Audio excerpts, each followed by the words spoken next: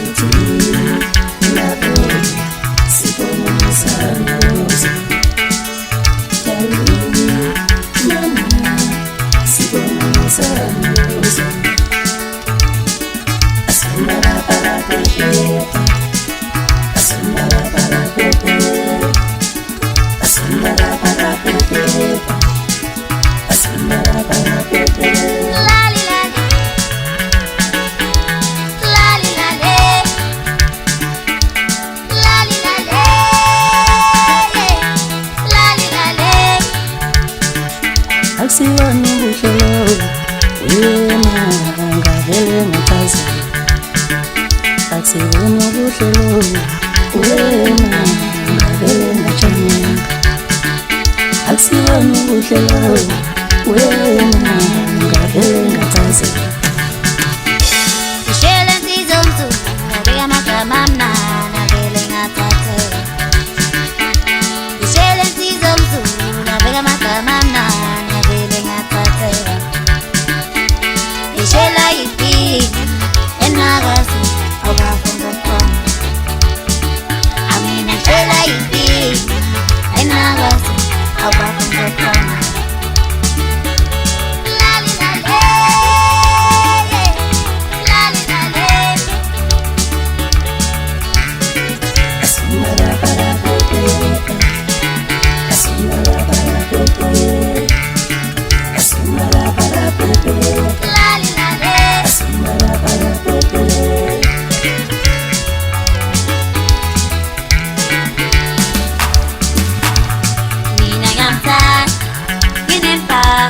muntu ngiyamthanda.